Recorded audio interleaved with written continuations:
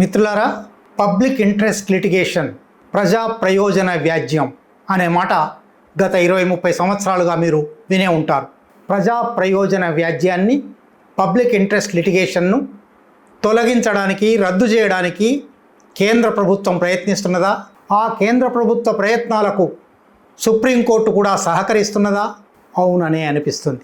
మే 5న శబరిమల 2018 తీర్పు మీద సమీక్ష కోసం 9 మంది న్యాయమూర్తుల ఫుల్ బెంచ్ విచారణ మధ్యలో justice BV Nagarathna public interest లిటిగేషనా, పబ్లిసిటీ ఇంట్రెస్ట్ లిటిగేషనా, ప్రైవేట్ ఇంట్రెస్ట్ లిటిగేషనా, పైసా ఇంట్రెస్ట్ లిటిగేషనా అని వ్యాఖ్యానించారు. ఈ వ్యాఖ్యలకు అసలు పబ్లిక్ ఇంట్రెస్ట్ లిటిగేషన్ అంటే ఏమిటి, ఎందువల్ల ఈ వ్యాఖ్యలు చేయవలసి వచ్చింది, వివరాల్లోకి పోదాం. శబరిమల ఆలయంలోకి 10 సంవత్సరాల నుంచి 50 సంవత్సరాల వరకు వయసు ఉన్న స్త్రీలకు ప్రవేశార్హత లేదు అని ఆలయ ఆదేశం ఉండగా, ఈ ఆదేశం కొంతమంది స్త్రీలను ప్రత్యేకించి వేరు చేసినట్టుగా, వివక్ష చూపినట్టుగా ఉంది కనుక దీన్ని రద్దు చేయాలి అని 2006లో ఇండియన్ యంగ్ లాయర్స్ అసోసియేషన్ అనే ఒక స్వచ్ఛంద సంస్థ పబ్లిక్ ఇంట్రెస్ట్ లిటిగేషన్ వేసింది. 2006 నుంచి 2018 దాకా దాని మీద వాయిదాలు పడుతూ వచ్చాయి. వాస్తవమైన విచారణ జరగలేదు. చివరికి 2018 సెప్టెంబర్లో అప్పటి ప్రధాన న్యాయమూర్తి జస్టిస్ దీపక్ మిశ్రా నాయకత్వాన 5 న్యాయమూర్తుల బెంచ్ కొంతమందిని ప్రత్యేకించి వేరు చేసి చూపడం, ప్రవేశార్హత లేదనడం అస్పృశ్యతగా భావించవలసిందే. భారత రాజ్యాంగం ప్రకారం అస్పృశ్యత, అంటరానితనం నిషేధం, కాబట్టి ఇది చెల్లదు అని ఒక తీర్పు ఇచ్చారు. 5 న్యాయమూర్తుల బెంచ్ ఇచ్చిన తీర్పు కాబట్టి ఈ తీర్పును సమీక్షించండి, ఈ తీర్పును తిరగదోడండి, ఈ తీర్పును కొట్టివేయండి అని మళ్ళీ పిటిషన్లు వచ్చాయి. ఈ పిటిషన్ల మీద ఇప్పుడు విచారణ జరుగుతున్నది. 9 మంది న్యాయమూర్తుల ఫుల్ బెంచ్ కూర్చొని విచారణ చేస్తూ ఉన్నది, వాదనలు వింటూ ఉన్నది. ఈ వాదనల సందర్భంలో కేంద్ర ప్రభుత్వం తరఫున సాలిసిటర్ జనరల్ తుషార్ మెహతా అసలు పబ్లిక్ ఇంట్రెస్ట్ లిటిగేషన్ అనే ప్రక్రియను మార్చడమో సంస్కరించడమో కాదు, దాన్ని రద్దు చేయవలసిన అవసరం ఉంది. The time has come not merely to recalibrate PIL but to remove it అని అన్నాడు. కేంద్ర ప్రభుత్వం తరఫున సాలిసిటర్ జనరల్ తుషార్ మెహతా ఏ మాట అన్నాడో దాదాపు అదే మాటను పునరుక్తి చేసినట్టుగా న్యాయమూర్తుల బృందం, బెంచ్ అవతలి వాదనలు వినాలి, యువతలి వాదనలు వినాలి. అప్పటికప్పుడు ఏ అభిప్రాయము కూడా ప్రకటించకూడదు. ప్రకటించిన ఆ మౌఖిక అభిప్రాయానికి పెద్ద విలువ ఉండదు. కానీ ఒక పక్షాన్ని సమర్థిస్తున్నట్టుగా public interest litigation publicity interest litigation అయిపోయింది, ప్రైవేట్ ఇంట్రెస్ట్ లిటిగేషన్ అయిపోయింది, పైసా ఇంట్రెస్ట్ లిటిగేషన్ అయిపోయింది అని జస్టిస్ బివి నాగరత్న అన్నారు. ఆ మాట మాత్రమే కాదు, 9 మంది బెంచ్కి నాయకత్వం వహిస్తున్న ప్రధాన న్యాయమూర్తి జస్టిస్ సూర్యకాంత్ అసలు 2006లో ఈ PILను అంగీకరించవలసిందే కాదు, ఈ PIL మీద విచారణ జరపడానికి సిద్ధపడవలసిందే కాదు అని 2006లో ఉన్న సుప్రీంకోర్టు బెంచ్ను తప్పుపట్టారు. 2018లో ఇచ్చిన తీర్పును తప్పుపట్టారు. ఇంకా విచారణ జరుగుతుంది, వాదనలు జరుగుతున్నాయి. ఎప్పటికి తీర్పు వస్తుందో, తీర్పులో అంతిమంగా ఏం చెప్తారో తెలియదు. కానీ ఇప్పుడు వస్తున్న ఈ మాటలు చూస్తేనే పబ్లిక్ ఇంట్రెస్ట్ లిటిగేషన్ను రద్దు చేయడానికి సన్నాహాలు జరుగుతున్నాయి అని అర్థం అవుతుంది.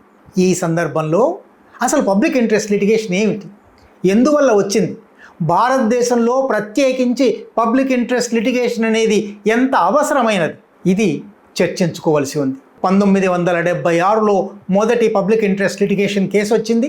79 నుంచి విస్తారంగా పబ్లిక్ ఇంట్రెస్ట్ లిటిగేషన్ కేసులు వచ్చాయి.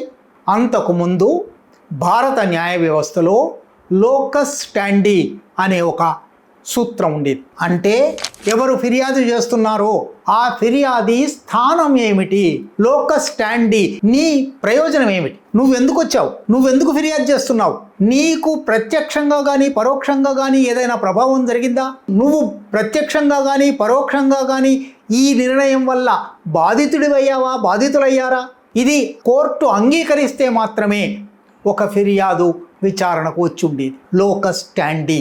ఈ లోకస్ స్టాండీ భారతదేశంలో కోర్టుకు పోవాలంటే చాలా విషయాలు తెలియాలి. కోర్టుకు పోవాలంటే న్యాయవాదుల ద్వారా తప్ప మరొక రకంగా పోవడానికి వీల్లేదు. కోర్టుకు పోవాలంటే విపరీతమైన ఖర్చు. కోర్టుకు పోవాలంటే తమ సమయం వృధా చేసుకోవాలి. ఏళ్ల తరబడి, దశాబ్దాల తరబడి నడుస్తాయి. అందువల్ల చాలామంది లోకస్ స్టాండీ ఉన్నప్పటికీ, తాము బాధితులైనప్పటికీ ఆ బాధకు గురి చేసిన ప్రభుత్వం మీద, అది మున్సిపాలిటీ కావచ్చు, స్థానిక స్వపరిపాలనా సంస్థలు కావచ్చు, రాష్ట్ర ప్రభుత్వం కావచ్చు, కేంద్ర ప్రభుత్వం కావచ్చు, ఎవరైనా ప్రభుత్వ అధికారి కావచ్చు, వాళ్ళ మీద వ్యాజ్యం వేయడానికి వ్యక్తులు భయపడతారు. ఒకవేళ వ్యాజ్యం వేసిన తర్వాత ఏ అధికారి మీద, ఏ ప్రభుత్వం మీద వ్యాజ్యం వేశామో వాళ్ళు కక్ష తీర్చుకుంటారేమో, అందువల్ల మనకెందుకు వచ్చిందిలే, మన కర్మ ఇది, భరిద్దాం అని అనుకుంటారు. ఇటువంటి భారత సమాజ స్థితిని గుర్తించి లోకస్ స్టాండీ అవసరం లేదు, లోకస్ స్టాండీ లేకపోయినా ప్రజా ప్రయోజనం ఉంటే, సామాజిక ప్రయోజనం ఉంటే ఎవరైనా ఫిర్యాదు చేయవచ్చు అని ఒక విప్లవాత్మకమైన, చరిత్రాత్మకమైన నిర్ణయం 1976లో ఇది ప్రారంభమైంది. 1976లో ముంబాయిలో దాదాపు 1000 మంది దుకాణాల, ఫ్యాక్టరీల, కార్ఖానాల యజమానులు తమ దగ్గర పనిచేసే 5000 మంది కార్మికులకు బోనస్ ఇవ్వడానికి నిరాకరించినప్పుడు ముంబై కామ్గార్ సభ అనే ఒక సంస్థ కోర్టుకు వెళ్ళింది. ఈ ముంబై కామ్గార్ సభ కోర్టుకు, అది సుప్రీంకోర్టు దాకా వచ్చింది. కేసు వచ్చినప్పుడు justice VR Krishna Iyer, justice NL Untwalia, వీళ్ళిద్దరూ ఇక్కడ ముంబై కామ్గార్ సభకు లోకస్ స్టాండీ ఉన్నదా లేదా అని చూడనక్కరలేదు. 5000 మంది ప్రజా ప్రయోజనం కోసం ఒక సంస్థ వచ్చింది కనుక ఇటువంటి సందర్భంలో లోకస్ స్టాండీ అనే దాన్ని పక్కన పెట్టాలి, లేదా లోకస్ స్టాండీ వీళ్ళకు కూడా ఉంది అని గుర్తించాలి. వాళ్ళు సమాజంలో భాగంగా, ప్రజలలో భాగంగా, ప్రజల తరఫున వాదిస్తున్నారు కనుక దీన్ని గుర్తించాలి అని చరిత్రాత్మకమైన తీర్పు ఇచ్చారు. నిజానికి అది ఎమర్జెన్సీ రోజులు కనుక అప్పుడు ఎక్కువ మంది కేసులు పెట్టడానికి, ఎక్కువ స్వచ్ఛంద సంస్థలు న్యాయస్థానాలకు రావడానికి కూడా అవకాశం లేదు. కానీ ఎమర్జెన్సీ అనంతర ప్రజాస్వామిక వెల్లువలో విస్తారంగా ప్రజా సంస్థలు, ప్రజా సంఘాలు, వ్యక్తులు ప్రజా ప్రయోజనాన్ని దృష్టిలో పెట్టుకొని కేసులు వేయడం ప్రారంభించారు. ఇది ఎంత విస్తారంగా జరిగిందంటే 1979లో బీహార్లోని జైళ్లలో 40,000 మంది విచారణలో ఉన్న ఖైదీలు, ఆ విచారణ ఎప్పటికి ముగుస్తుందో తెలియదు, 2 ఏళ్ళు, 3 ఏళ్ళు, 5 ఏళ్ళు, 10 ఏళ్ళు, ఇటువంటి వాళ్ళు 40,000 మంది బీహార్ జైళ్లలో ఉన్నారు. వాళ్లకు జైళ్లలో కనీస సౌకర్యాలు అందడం లేదు అని కేఎఫ్ రుస్తుంజీ ఇండియన్ ఎక్స్ప్రెస్లో వార్తా వ్యాసాలు రాశారు. ఈ వార్తా వ్యాసాలనే పబ్లిక్ ఇంట్రెస్ట్ లిటిగేషన్గా అప్పటి ప్రధాన న్యాయమూర్తి జస్టిస్ పిఎన్ భగవతి, ఆయనతో పాటు justice RS Pathak, justice AD Koshal, వీళ్ళు ముగ్గురు ఈ ఇండియన్ ఎక్స్ప్రెస్ వార్తా నివేదికలనే పబ్లిక్ ఇంట్రెస్ట్ లిటిగేషన్ ఫిర్యాదుగా తీసుకుంటున్నాము అని తీసుకున్నారు. Hussainara Khatoon versus state of Bihar అనే సుప్రసిద్ధమైన కేసు ఇది 1979లో జరిగింది. ఇది భారతదేశంలో పబ్లిక్ ఇంట్రెస్ట్ లిటిగేషన్ అనే ఒక వెల్లువను తీసుకొచ్చింది. ఒక్క పిటిషన్ వల్ల 40,000 మంది విచారణలో ఉన్న ఖైదీలకు, జైళ్లలో మగ్గిపోతున్న ఖైదీలకు విముక్తి దొరికింది. అప్పటి నుంచి ప్రారంభించి 1979 నుంచి 2025 వరకు కూడా ఎందరో పబ్లిక్ ఇంట్రెస్ట్ లిటిగేషన్ పిటిషన్లు వేస్తున్నారు. 1980లలో 90లలో ఇది ఎంత ప్రాచుర్యంలోకి వచ్చిందంటే, పోస్ట్ కార్డు రాస్తే చాలు, టెలిగ్రామ్ ఇస్తే చాలు, ఒక పత్రికలో వార్త వస్తే చాలు, మేము పబ్లిక్ ఇంట్రెస్ట్ లిటిగేషన్ తీసుకుంటాము అని న్యాయమూర్తులు రాజ్యాంగబద్ధంగా హైకోర్టులకు అటువంటి కేసులు తీసుకునే అవకాశం ఉంది, సుప్రీంకోర్టుకు కేసులు తీసుకునే అవకాశం ఉంది, సిఆర్పిసి ప్రకారం మెజిస్ట్రేట్ కోర్టులకు కూడా అట్లా తీసుకునే అవకాశం ఉంది. అనేక కేసులు అట్లా తీసుకున్నాం. పబ్లిక్ ఇంట్రెస్ట్ లిటిగేషన్ అనేది ఈ దేశ ప్రజలకు న్యాయ వ్యవస్థ దగ్గరికి చేరడానికి ఒక అవకాశం ఇచ్చింది. లేకపోతే అంతకుముందు ఎవరు బాధితులో వారు మాత్రమే వెళ్ళాలి అంటే వారు వెళ్ళరు. వారు బాధితులు అయినప్పటికీ వారు వెళ్ళే అవకాశాలు లేవు. వారి దగ్గర అన్ని డబ్బులు లేవు, వారి దగ్గర అంత చదువు లేదు, వారు న్యాయవాది దగ్గరికి పోయే అవకాశం లేదు. వారు ఎవరి మీద ఫిర్యాదు చేస్తున్నారో వాళ్ళు ఎప్పుడు కక్ష సాధిస్తారో అనే భయం ఉంది. ఈ స్థితిని పబ్లిక్ ఇంట్రెస్ట్ లిటిగేషన్ మార్చేసింది. అందువల్ల భారతదేశంలో ఇవాల్టికి పబ్లిక్ ఇంట్రెస్ట్ లిటిగేషన్ అనేది తప్పనిసరిగా ఉండవలసిన ఒక న్యాయ ప్రక్రియ. అణగారిన జనాలకు, నిరక్షరాస్యులైన జనాలకు, న్యాయ వ్యవస్థ చక్రబంధాలలో చిక్కుకోలేని జనాలకు, న్యాయవాదుల మితిమీరిన ఫీజులు చెల్లించలేని జనాలకు పబ్లిక్ ఇంట్రెస్ట్ లిటిగేషన్ అనేది అవి స్వచ్ఛంద సంస్థలు వేయొచ్చు, న్యాయవాదులు వేయొచ్చు, ఉదారవాదులైన ప్రజాస్వామికవాదులు ఎవరైనా వేయొచ్చు. అటువంటి అనేక కేసులు సాగుతూ ఉన్నాయి. అయితే పబ్లిక్ ఇంట్రెస్ట్ లిటిగేషన్లో దుర్వినియోగం లేదా? తప్పనిసరిగా దుర్వినియోగం ఉంది. ఏ పనిలోనైనా దుర్వినియోగానికి అవకాశం ఉంది. ప్రైవేట్ ఇంట్రెస్ట్లను కూడా పబ్లిక్ ఇంట్రెస్ట్ లిటిగేషన్గా చెప్పిన సందర్భాలు వచ్చాయి.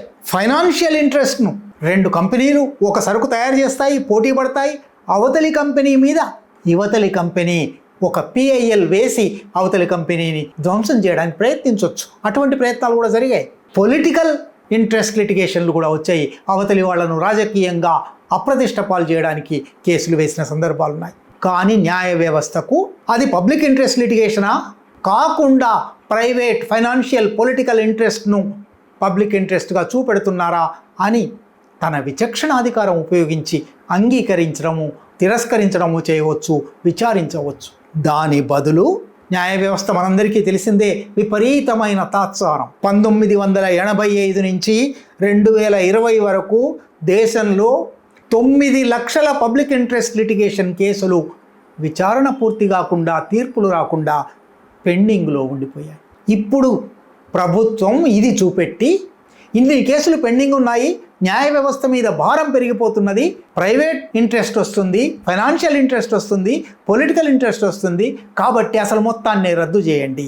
పిల్ చేదైపోయింది. ఒకప్పుడు భారత సమాజానికి అత్యవసరమైన పిల్ ఇవాళ భారత ప్రభుత్వానికి చేదు అయిపోయింది. ఎట్లాగైనా పిల్ను తొలగించుకోవాలి అంటే పౌర సమాజ సంస్థలు, వ్యక్తిగతంగా న్యాయవాదులు, ఉదార ప్రజాస్వామికవాదులు న్యాయస్థానాల తలుపు తట్టే అవకాశాన్ని రద్దు చేయాలి. ఒక రకంగా ప్రజా ప్రయోజనాలకు గొడ్డలి వేటు ప్రజా ప్రయోజన వ్యాజ్యాన్ని తొలగించడం. అయితే మనం చాలాసార్లు చెప్పుకున్నట్టుగానే సంఘ్ పరివార్ పాలనలో రాజ్యాంగ సంస్థల విధ్వంసం క్రమంగా జరుగుతూ వస్తున్నది. ఆ సంస్థల విధ్వంసంలో ఒక భాగమే ఆ సంస్థలు గతంలో చేసిన మంచి పనులను కూడా తిరగదోడడం, ఆ మంచి పనులను రద్దు చేయడం. నిజానికి ఎప్పుడైనా ఒక సంస్థ మంచి పని చేస్తే కాలం గడిచిన కొద్దీ ఆ మంచి పనిని మరింత మెరుగు చేయాలి, మరింత సంస్కరించాలి, ఇంకా ఎక్కువ మంచికి అవకాశం ఇవ్వాలి. ప్రజా ప్రయోజన వ్యాజ్యం అనే అత్యవసరమైన భారత సమాజానికి అత్యంత కీలకమైన న్యాయ జోక్యానికి అవకాశం ఇచ్చే పిల్ ఇవాళ సాలిసిటర్ జనరల్ తుషార్ మెహతాకు చేదైపోయింది, భారత ప్రభుత్వానికి చేదైపోయింది. దీన్ని సవరించడం కాదు, రద్దు చేయండి అని అంటూ ఉన్నారు. ఆ కోరికను పరిశీలించి తమ విచక్షణాధికారంతో ఈ కోరిక సరైనది కాదు అని గుర్తించవలసిన న్యాయ వ్యవస్థ, అత్యున్నత పీఠాల మీద కూర్చున్న న్యాయమూర్తులు పిల్ అప్పుడే అంగీకరించవలసింది కాదు, అసలు పిల్ దుర్వినియోగం అయిపోతున్నది, పిల్ను రద్దు చేస్తే బాగుంటుంది అని అంటూ ఉన్నారు. ఏం కానున్నది ఈ దేశానికి? ఈ ఛానల్లో కంటెంట్ నచ్చితే సపోర్ట్ చేయండి. ఛానల్ నడవడానికి మీ సపోర్ట్ చాలా అవసరం.